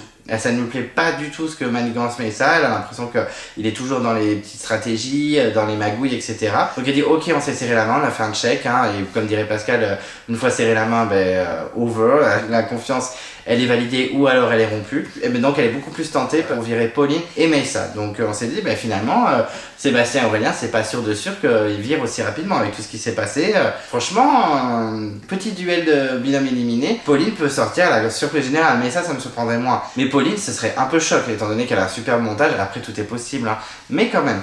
Par contre, je vous le dis maintenant parce que dans le pré-générique, on l'a déjà dit dans les débats, on sait jusqu'où va Meyssa. Je vous spoil rien, je ne vous dis rien. Et du coup, je savais que c'était pas là. Je savais que c'était pas à ces épreuves-là, parce qu'on le voit sur une épreuve dans le générique. Et je me suis dit, non, il va pas virer, parce qu'on le voit sur une autre épreuve qui n'a pas encore été diffusée. Alors, je sais pas si c'est la semaine prochaine, je sais pas si c'est dans 2 semaines, 3 semaines, machin, etc. Mais je savais que c'était pas là. Donc, du coup, je savais que Pauline et Meyssa ne sortaient pas. Voilà. Merci pour le générique et le générique. Ensuite, là, les candidats font moins leur malin, puisqu'il y a la tempête qui débarque. Alors, moi, je pensais que ça allait être la tempête de l'enfer qu'on voyait dans le pré-générique. Ça se trouve, on va jamais la voir. Ça se trouve, on ne va jamais la voir, cette tempête. Parce qu'il y a quand même Denis qui dit vous allez changer de camp, etc. Et finalement, il se passe toujours rien. Donc, on s'est dit, là, la tempête qui débarque, ça va être ça. Et pas du tout. On va quand même les aventuriers qui se bougent au max, qui essayent de tout sauver, qui rangent toutes leurs affaires, etc. Qui essayent de sauver le feu. On a l'orage qui gronde. Le ciel, il fait méga peur, etc. Tout le monde commence à réunir tout. On a Sébastien, Messa, David et plein d'autres qui sont en train de découper des feuilles, du bois, pour tout protéger. On a même des gens qui attachent les mâles, etc. avec des cordes. Ils essayent de tout sauver pour pas que tout s'envole. On a même David qui essaye beaucoup de s'imposer dans cette organisation. Bon, il n'est pas tant écouté que ça, mais quand même. Et Megan, elle est impressionnée par ce qui se passe. Elle se dit, mais ça va être l'apocalypse. Et puis finalement, ça retombe comme un soufflé. En 3 secondes, le temps revient en mode bonjour, le soleil. Il va même pas pleuvoir. Alors, au montage, on a l'impression que c'est 3 secondes. Ça se trouve, ça a pris des heures. Mais en tout cas, ils vont pas prendre cher. Ce n'est pas la tempête de la mort qu'on avait vu dans le pré-générique. Donc, un peu déçu. Donc, comme maintenant il fait beau et qu'il n'y a pas de pluie, etc., tout va bien. Un petit moment de bouffe devant le coucher de soleil. Amri précise vraiment que c'est un coucher de soleil incroyable. Et effectivement, c'est un coucher de soleil incroyable. Donc, du coup, ben voilà, tranquille, ils mangent devant ce coucher de soleil. Et puis vient le moment dodo, ils vont pouvoir se reposer. Mais pas tant que ça, puisque un nouveau drama va revenir très tôt le matin. Et effectivement, le lendemain matin, on va avoir droit à du drama. C'est une séquence que j'attendais avec impatience, la fameuse phrase de Sébastien qui dit commence pas, gna gna gna, sinon je vais exploser, etc. Mais finalement, je suis un peu déçu. Parce que ça a été en défaveur de Sébastien, ce que je ne pensais pas du tout au moment où je le voyais dans le pré-générique, donc ça m'a un petit peu agacé. Et effectivement, le lendemain matin, on a Julie qui découpe de la canne à sucre, il me semble, elle fait beaucoup de bruit. Elle fait beaucoup de bruit, c'est vrai que le couteau tape bien sur la malle, il est hyper tôt, il devait être 5h du mat, un truc comme ça. Ça nous rappelle Alix qui réveillait tout le monde en faisant des choses sur le camp, parce qu'on lui a reproché « Oh, tu fais trop de choses sur le camp, allez, on vote contre Alix ». Ok, mais là c'est un peu la même, c'est vrai que Julie découpe pas de façon très discrète et du coup ça réveille Sébastien, ça le met colère. Donc il fait une petite réflexion en disant je vais aller me coucher plus loin comme ça moi ça me réveillera pas. Et Julie, comme je vous l'ai dit, elle a un wawa très vénère et elle lui répond, elle lui dit clairement oui mais cette nuit vous avez grave parlé, je vous ai rien dit, je vous ai pas cassé les couilles, etc. Ok. Julie elle est colère, elle est vénère. Et c'est vrai que là ça a choqué Sébastien. Il lui sort une phrase du style alors commence pas à m'énerver parce que sinon je vais exploser, etc. Donc ça part un peu en cacahuète et Julie continue de lui répondre. Donc du coup il lui dit non mais franchement tais-toi et tout. Et d'un coup il lui dit ferme ta gueule. Et là c'est vrai que ça part en cacahuète. Il y a Julie qui fait tu me dis pas ferme ta gueule, etc. Donc là t'as tout le monde qui se réveille, qui est choqué. Alors pour moi, j'avoue, c'était maladroit de la part de Sébastien, on est d'accord, mais pour moi ça a été le prétexte pour encore plus l'enfoncer de Sébastien pour qu'il dégage avec Aurélien, très clairement, même si je ne valide pas du tout le fait qu'il ait dit ça à Julie, mais par contre, voilà, ils étaient tous en mode c'est un manque de respect, il faut qu'il dégage, gna gna gna gna gna. Alors oui, c'est pas très agréable. Oui, c'est pas très agréable, c'était un peu limite, mais je trouve que c'était un peu une excuse pour le dégager aussi. Donc en tout cas, Julie, elle ne comprend pas les insultes, elle était un peu choquée. David lui dit clairement qu'elle a été réveillée par un ferme ta gueule, que ça l'a choquée, qu'il trouve ça irrespectueux. Bah lui, oui, c'est une aubaine pour lui. Parce qu'effectivement, Sébastien et Aurélien sont visés pour être éliminés. Et là, on a Sébastien qui craque, donc forcément, c'est une perche qu'on lui tend. Mais ça est choqué aussi, lui aussi c'est une aubaine pour lui, tout le monde veut les virer. Donc il dit clairement qu'il accepte pas du tout ce comportement, qu'il trouve ça irrespectueux. Et on a Aurélien qui essaie de défendre son pote, très clairement, qui dit bon, je valide pas du tout le fait qu'il l'ait insulté, etc. Alors que c'est bon, il a pas non plus insulté. C'est pas très agréable, mais c'est pas non plus, je vais pas dire de gros mots, mais c'est pas non plus fils nana, ou voilà, ou un mot en C, ou etc. ou en S. Je trouve qu'il y a pire quand même, c'est pas agréable, mais il y a pire. Il aurait pas dû le faire, c'est maladroit, mais je trouve que c'était quand même facile de tirer sur Sébastien pour ça. Pour moi, c'était une excuse très clairement, sachant qu'il était en danger. En tout cas, Julie, ça l'a choqué, elle dit clairement à Aurélien, mais tu vas calmer ton pote, etc. On sent qu'elle est grave vénère. Mais ça, lui, de son côté, il accepte pas du tout les arguments d'Aurélien, il dit que c'est inacceptable, etc. Bah oui, tu m'étonnes, toi tu veux les dégager, donc facile. Et Sébastien qui est isolé de son côté, qui râle, et qui est pas content. Voilà, il est pas content, il accepte pas du tout l'attitude de Julie, il est à bout, voilà, il dit qu'il n'y a pas de respect, etc. Et là je me dis, ils le font passer un petit peu pour un rageux dans le montage, le Sébastien, un peu en mode ouais je vais péter un gars, ils m'ont tous fait chier, gna gna gna. Et c'est vrai que quand on voit le montage, on se dit ouais franchement Sébastien il a grave abusé et tout. Je pense que Julie elle était un peu relou, elle répondait sans limite aussi. Donc bon voilà, c'est un peu compliqué, difficile de choisir un parti franchement, parce qu'on n'a pas tous les tenants et les aboutissants. Et les autres qui sont en mode ouais c'est irrespectueux, oui ça les arrange bien parce qu'ils voulaient virer Sébastien et Aurélien, donc facile. Franchement ça m'a fait un peu de la peine pour Sébastien, que ce soit au niveau du montage et au niveau de la situation. Vu que Julie, elle a du répondant, elle a pas besoin qu'on la défende, mais elle a eu énormément de gens qui l'ont défendue. Mais je pense que les stratégies ont quand même pesé dans la balance au niveau des réactions des gens, je trouve. En tout cas, pour Pauline et Aurélien, c'est l'inquiétude. Ils sont en détresse parce qu'ils savent que avec ce genre de comportement, ça va être chaud pour eux. Aurélien, il dit clairement, là, il nous a foutu une balle dans le pied. Moi, je suis très très inquiet pour ma place, on va pas se mentir. David, lui, il espère des excuses. Et c'est vrai que David, il est plus mesuré. Encore une fois, David, de mieux en mieux. Je trouve que c'est un candidat, un aventurier qui fait beaucoup d'efforts dans la saison. Et il dit bon, je peux comprendre l'agacement de Sébastien, on est fatigué, etc. Et c'est vrai que je pense que Julie n'est pas non plus la personne la plus funky, la plus cool, la plus calme du camp. Je pense que dès qu'elle a un truc à dire, elle le dit, et des fois ça passe pas. Et il dit mais j'espère quand même des excuses. Ce serait pas mal qu'il s'excuse. Et effectivement, là, Sébastien qui revient auprès de Julie, qui s'excuse auprès de Julie, on se dit, ah, ça va se calmer et tout.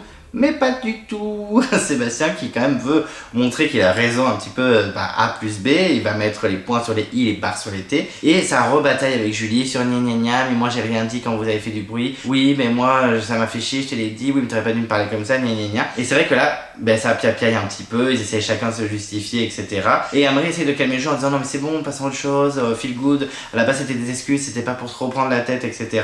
Et bon, j'avoue que le montage était un peu rigolo parce qu'on voyait Amri qui regardait la caméra en mode j'en peux plus, etc.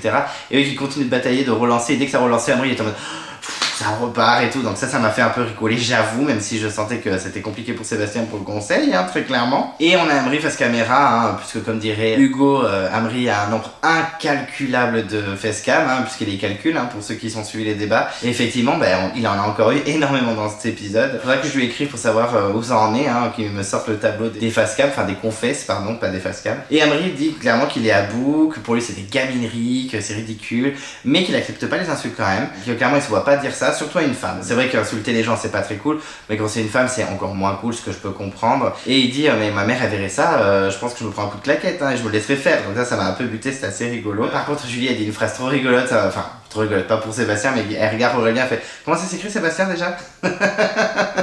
J'avoue que ça m'a fait un peu rigoler. Et juste après on s'attendait à ce que le conseil s'enchaîne et en fait on a un mini teaser, what the fuck, avant la pub ils nous ont teasé plein de trucs, je sais pas pourquoi ils ont fait un mini teaser. Ça peut arriver des fois, bon on accepte, on comprend pas trop mais on accepte. On retourne toujours sur le camp et c'est Jean et Megan qui partent en mission collier. Alors ça sera une mission assez rigolote, ça va dans tous les sens, c'est n'importe quoi. Et effectivement ça commence à réfléchir par rapport au soleil qui se lève à l'est et qui se couche à l'ouest, etc. Moi j'avoue que je suis nul pour ce genre d'informations. Moi, où se lève le soleil, du coup c'est à l'est, je fais confiance à Jean. Mais en tout cas Jean est sûr de lui, sauf que l'endroit où ça l'amène c'est dans la mer. Mais oui Jean, le collier est dans un coquillage ou une pierre ou je ne sais quoi, une pierre je crois, dans l'eau. Donc oui il faut te faire confiance. Il dit mais c'est largement possible. Donc il se lance quand même à chercher dans l'eau. Il est étonné mais il veut pas exclure cette possibilité. Et d'un coup il découvre un truc, on se dit ah il a déjà un collier. Non c'était un crabe. Bon par contre il l'attrape à main nue, je t'en mets trop vénère.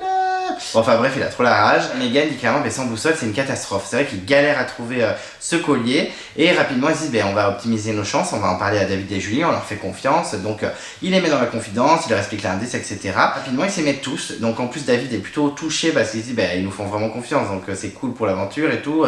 On sent qu'on a une alliance plutôt solide. Et en plus, ils sont trop motivés, surtout Megan, parce qu'avec ce collier, ils peuvent retourner le game vraiment de ouf, quoi. En tout cas, ils donnent tout pour trouver ce collier. On a même un moment très rigolo, comme je disais, entre Julie et Megan qui sont devant la bannière, qui essayent avec leurs bras de faire l'est, le sud-ouest, je sais pas quoi. Julie a l'air complètement perdue de l'orientation, elle le dit, elle dit moi l'orientation c'est pas fait pour moi, donc on sait que si elle est dans le carré, ça va sauter vite. Elle ne trouve clairement pas le sud, enfin bref les filles sont complètement épuisées, elles commencent à en rigoler, c'est un peu un fiasco. Et en plus il y a Pauline qui les regarde comme ça, on a juste un plan de Pauline qui est en mode qu'est-ce qu'elles font?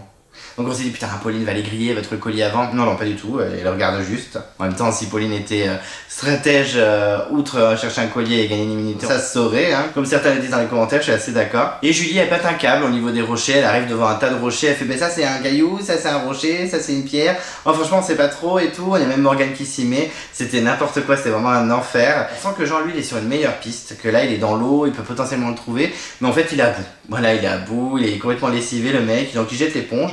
Et finalement, personne ne trouvera ce collier. D'accord, ça a été vraiment un atout pour eux au conseil, mais c'est pas grave, ça va pas les empêcher de s'en sortir, mais quand même. Et de son côté, lui, Sébastien, une note technique, c'est mettre un foulard dans sa poche avec quelques coquillages et des cailloux. Et il va tenter de feinter comme quoi il aurait trouvé un collier en mode discrétion, mais pas trop. Alors, on sait que ce genre de plan, ça marche peu. On a par exemple Sam qui l'avait tenté sur l'île des héros, ça n'avait pas marché. Je me suis dit, ça va être grillé en 3 secondes, ça ne va pas marcher. Et finalement, quand il arrive au camp, on voit tout le monde qui est un peu suspicieux, qui dit sympa ton collier dans ta poche, MDR, hihihi. Il fait style de rien et tout. Moi je pensais que là à ce moment-là c'était grillé et que tout le monde avait compris que c'était une feinte. Mais en fait à un moment il regarde Aurélien, il lui fait un petit clin d'œil. Et donc là Pauline elle voit ça, elle se dit mais finalement peut-être qu'il a un collier en fait. Donc j'étais un peu surpris que Pauline et même peut-être Léa tombent dans le panneau. Il y a que David qui y croit pas du tout. Il est en mode non mais c'est sûr ils lui font de la feinte. Surtout que Pauline elle est consciente que si les gars ils ont un collier d'immunité, c'est Maïssa et elle qui dégage, donc elle est grave inquiète. Sébastien et Aurélien font un petit bilan de leur mission, de leur move pour essayer de rester plus longtemps entre les balancer Maïssa sous le bus et faire cette fin de faux collier. Ils espèrent que ce sera assez fort, assez solide pour aller jusqu'au bout de l'aventure, au moins de passer cette étape. Et d'un coup on a Mesa, Megan et Amri qui sont assis sur des rochers, qui discutent tranquillement, et Pauline qui débarque en disant bah les gars ils ont pris un collier, on est dans la merde quoi. Mais bon ils sont pas sûrs à 100%, en plus Amri commence à en avoir ras-le-bol, il dit bon bah c'est bon, maintenant on va attendre le conseil, advienne que pourra, parce qu'au bout d'un moment toutes les stratégies, les colliers, les machins, elle n'en peut plus. Donc ils partent tous au conseil, et let's go, on va découvrir qui c'est qui va virer. Et là j'avoue qu'il y avait un petit suspense entre Mesa, Pauline et Sébastien, Aurélien, et franchement j'aime beaucoup Pauline, mais j'avais tellement envie que Sébastien reste, parce que je trouve qu'il a été un peu massacré au montage cet épisode, mais bon je vais être très déçu. Mais je suis content quand même pour Pauline, mais ça me fait un peu chier pour Sébastien quand même. Et donc le conseil commence et va être plutôt houleux, parce qu'il n'y aura pas genre oui alors c'est dur la survie, c'est dur les binômes, non ça va partir en clash très rapidement, puisqu'effectivement c'est Julie qui a interrogé en première, et elle dit bah, c'est compliqué de faire confiance aux gens etc.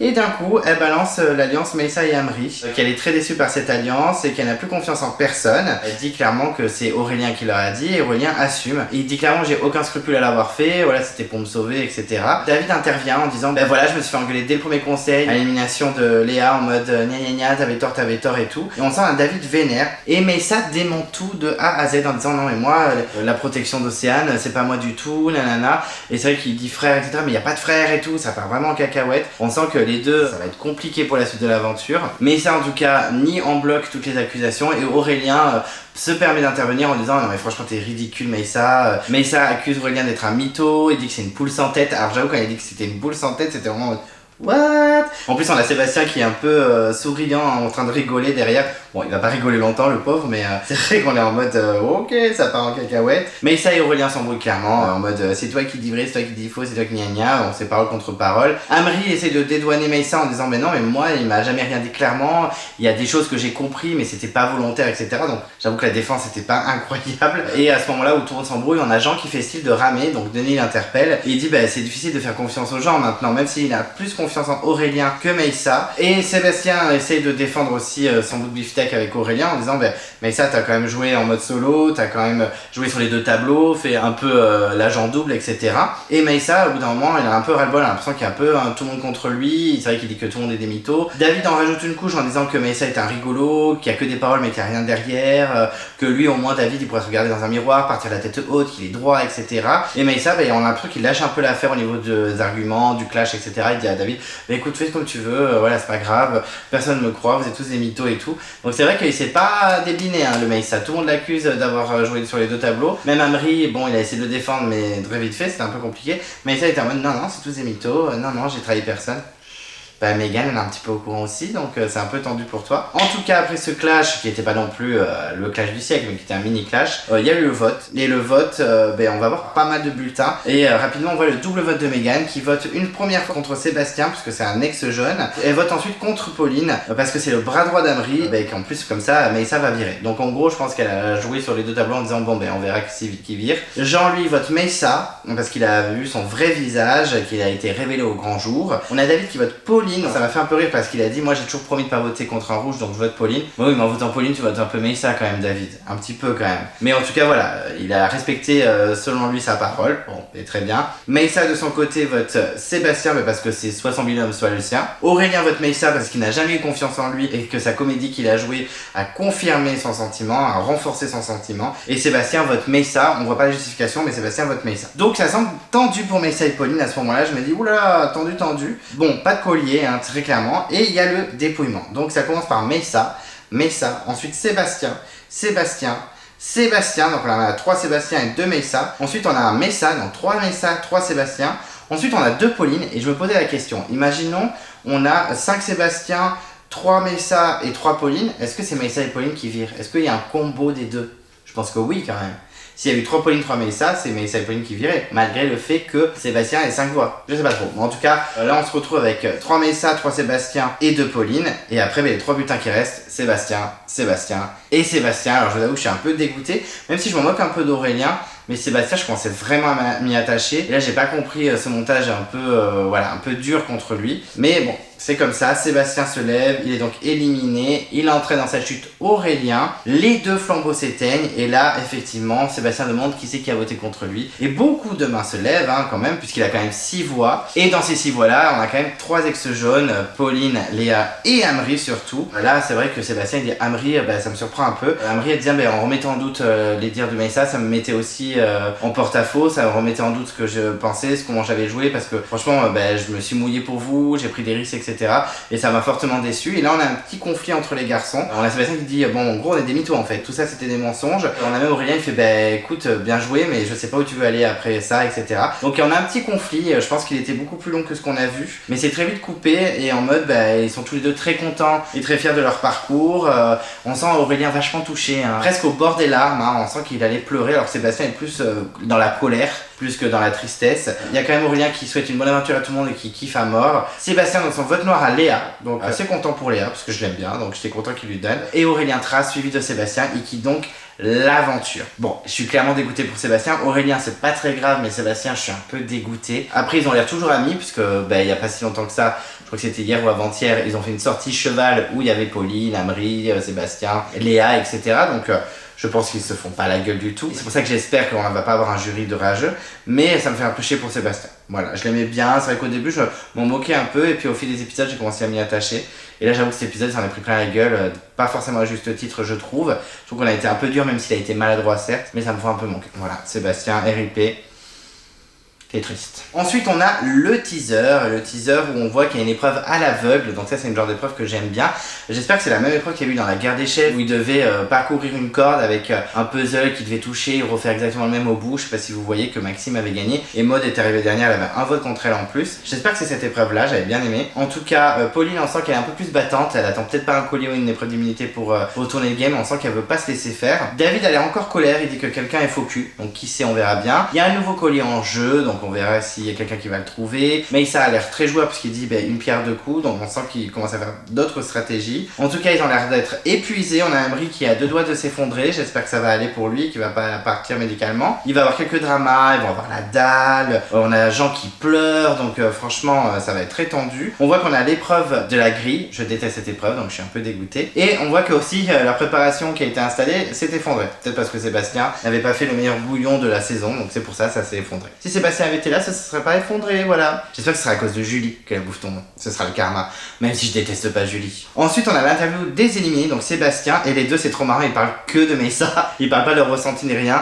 On a juste Sébastien qui dit j'espère que les ex rouges verront le vrai visage de Mélissa. Ok. Et Aurélien, c'est franchement, j'espère que les ex rouges et les ex jaunes verront le vrai visage de Mélissa et Jeanne pas cher de sa peau. Ah oui, ils parlent que de Mélissa, ils parlent pas de leur ressenti et tout, donc c'est un peu dommage. Je pense qu'ils ont parlé de leur ressenti, mais ils ont gardé que les messages pour Mélissa, un peu triste. Et on voit donc les 4 autres votes qu'on n'avait pas vu. Donc Amri qui vote Sébastien, qui dit clairement au binôme vous m'avez mis en difficulté en dévoilant l'alliance avec Mélissa, je suis très déçu. Je comprends un petit peu le vote d'Amri, on va reparler dans le bilan, mais voilà, c'est de la stratégie aussi. Je comprends qu'on soit colère contre Amri, mais il a été en danger un petit peu via Aurélien et Sébastien. Léa elle vote Sébastien malheureusement à contre-cœur pour suivre la stratégie des ex rouges, puisqu'elle était quand même à ce moment-là bloquée dans une stratégie d'ex rouge. Pauline vote Sébastien juste pour sauver sa peau, donc ça c'est compréhensible. Et Julie vote Sébastien parce qu'il lui a manqué de respect 2 fois. Oui, enfin calmons-nous. Et en plus, une pierre de coups, elle vire 2 ex-jeunes. Bon.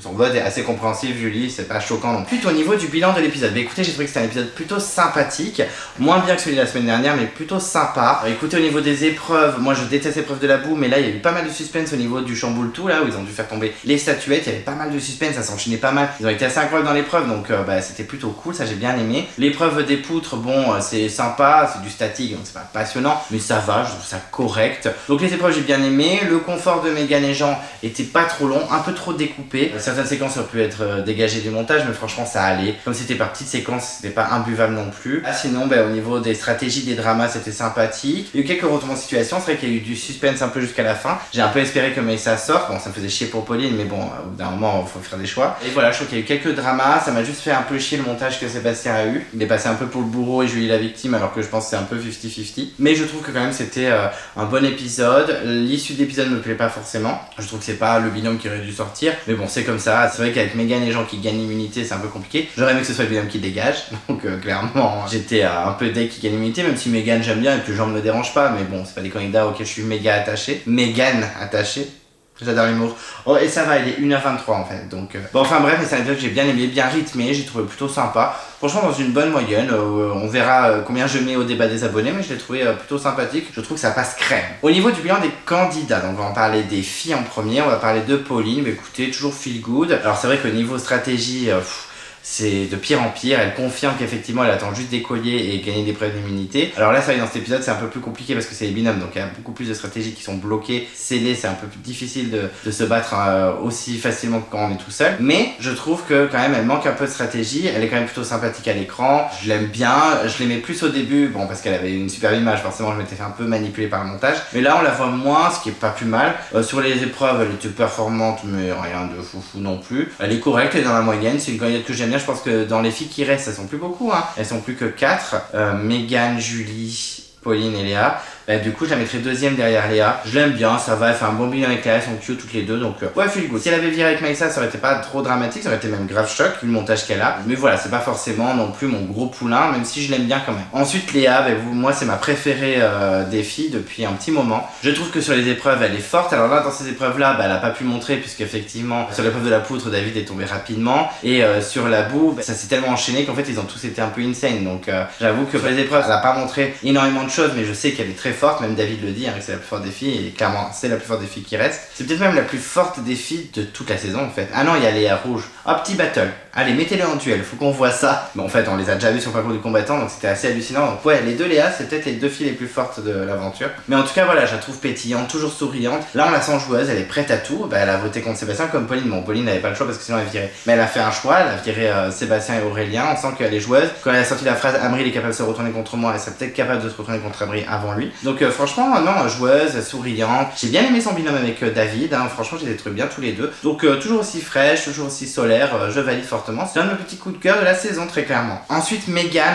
qu'on a beaucoup vu dans cet épisode. J'ai pas forcément aimé son binôme avec Jean, il était très bien, très mignon et tout, mais ils m'ont pas transcendé. Je trouve qu'elle est pas forcément une queen de la réflexion au niveau stratégie, mais on sent que ça y est, elle a pris ses positions. Là, en plus, avec deux jeunes qui virent, ils se retrouvent avec 3 jeunes contre 5 rouges, même si Maïssa, elle est plus orange qu'autre chose, mais je veux dire, ils sont quand même en majorité avec Jean et compagnie. Je la sens pas trop inquiète, elle peut finalement aller très très loin. Il y a un des abonnés la semaine dernière qui a dit Megan, je crois que c'était Pierre-Yves qui avait dit ça, je mets Megan en winner pick, elle peut surprendre et tout. J'étais en mode je pense pas, mais en fait peut-être. Clairement, Megan peut être la surprise de la saison. Mais après, je la trouve quand même sympa, elle est souriante, elle fait jamais la gueule. Sur les épreuves, elle a été assez forte, hein. Elle a gagné les 2 immunités avec Jean, donc ça reste quand même une candidate assez intéressante. En tout cas, elle se révèle. Je suis plutôt content, je l'aime un peu plus qu'avant. Ouais, je la trouve cool. En fait, il y a vraiment personne que je déteste cette saison. Même je fais le bilan de tout le monde, même si David m'a beaucoup agacé et que même Jean, j'étais un peu déçu. Aurélien, des fois, m'a un petit peu agacé aussi. Il y a personne que je déteste en vrai. Donc, non, je trouve qu'elle a une belle évolution, même si c'est pas forcément l'alliance que j'aime, mais elle a une belle évolution quand même. Faut l'avouer. Et ensuite Julie, ça va mieux, enfin ça va mieux, même si elle a un peu précipité la chute de Sébastien, on va pas se mentir. Je trouve que ça y est, on la voit vraiment, ça faisait 2-3 épisodes où on la voyait pas beaucoup, ou alors c'était pour râler ou pousser les gens sous le bus. Là, elle a encore un peu poussé Sébastien sous le bus, mais je veux dire, au moins, elle a fait des réflexions un petit peu rigolotes, elle a un peu râlé. Sur l'épreuve avec Amri, elle a été assez forte, elle a vraiment soutenu Amri jusqu'au bout. Sur les épreuves où il fallait faire tomber des statuettes, elle en a fait tomber 1 ou 2, il me semble. Donc, Julie, quand même assez forte, c'est clairement pas ma préférée de ce qui reste en fille, mais elle est quand même intéressante. C'est vrai que ça avait 2-3 épisodes où elle nous décevait, on en avait parlé avec les abonnés, on était en mode, Julie, il se passe plus rien, etc. Donc là, ça bouge, pas forcément que positivement pour moi, parce qu'elle a dégagé Sébastien que j'aimais bien, mais franchement, voilà, elle est là, elle est présente, elle prend plus de place, et puis honnêtement, qui aurait cru que Julie se retrouvait dans les 8 derniers? Parce que dès les premiers épisodes, elle était menacée, considérée faible par son équipe, donc éliminable assez rapidement, et elle a toujours tenu le choc. Donc Julie, congrats d'être là, et puis on verra si tu évolues. Après, je t'en veux pas d'avoir éliminé Sébastien, c'est pas dramatique, parce que voilà, c'est un jeu, mais ça me fait un peu chier. Mais ça va, ça reste une candidate qui commence à redevenir intéressante. Et au niveau des gars, on va commencer par David, qui vraiment se révèle. Depuis 2-3 épisodes, je le trouve plutôt agréable, même si des fois il a fait des petits coups de gueule, il raloute, il clash un petit peu comme on conseille face à Mélissa, mais je trouve quand même qu'il fait beaucoup d'efforts. Sur les épreuves, c'était pas insane, même sur le truc de la boue, il a marqué quelques statuettes, c'était pas catastrophique, mais sur la poudre, ça a été un enfer. Mais quand même, je me dis, il a un social de ouf, tout le monde l'adore, il est jamais menacé. Je pense que finalement, il doit être très agréable sur le camp. On a juste vu un David vénère pendant 10 épisodes.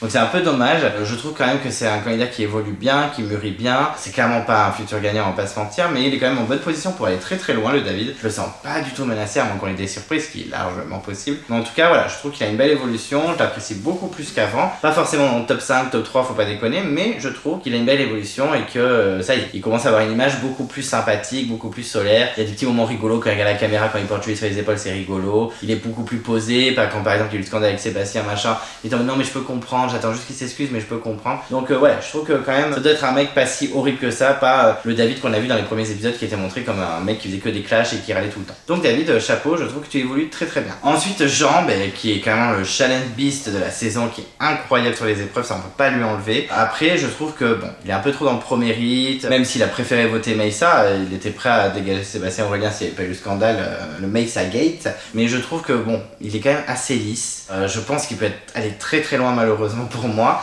Je sais pas que je l'aime pas, c'est que je le trouve vraiment pas fun, trop lisse, trop discret.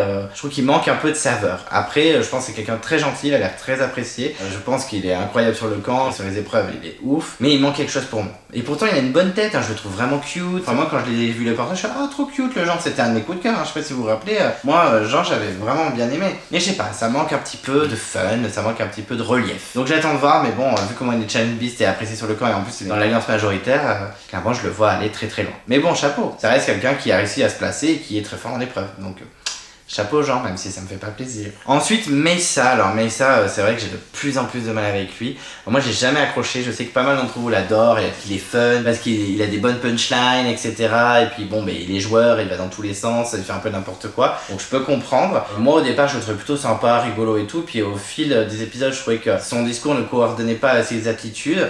Donc bon, c'est pas forcément un truc qui me dérange dans Koh-Lanta, j'aime bien les traits, c'est pas le problème, mais c'est que là, il mange jusqu'au bout, ça va dans tous les sens, il est prêt à se clasher avec n'importe qui. Enfin voilà, je le trouve pas désagréable non plus, mais j'ai un peu du mal, j'aurais bien aimé qu'il sorte, bon avec Pauline ça aurait été hardcore, mais j'aurais bien aimé qu'il sorte. En plus j'ai l'impression qu'on en a fait le tour, je sais pas ce qu'il peut apporter de plus niveau stratégie et niveau show dans l'émission, on verra bien. Après j'aimais bien le binôme qui formait avec Amri, mais là il a l'air d'avoir volé en éclats, j'attends de voir la suite, mais je suis pas emballé. Mais je le déteste pas, mais je suis pas emballé à fond pour le moment. Ensuite Amri, alors Amri qui a pris un peu cher dans cet épisode, parce qu'effectivement l'épisode de la semaine dernière, il était devenu le roi, le héros machin, alors qu'il s'était fait tailler sur les réseaux pendant des semaines et des semaines, pas du tout à juste titre, parce que moi j'ai toujours défendu Amri, parce que j'ai toujours trouvé que c'était un très bon aventurier, et effectivement là ça a été un peu plus compliqué pour lui, il a pas maîtrisé les stratégies, il a dû faire un choix, il a dû virer Sébastien et Aurélien, donc là je pense qu'il y a pas mal de gens sur les réseaux qui ont dû bien le tailler, j'espère qu'il va pas prendre trop cher parce que c'est pas du tout mérité, même si j'ai pas du tout aimé que Sébastien s'en aille.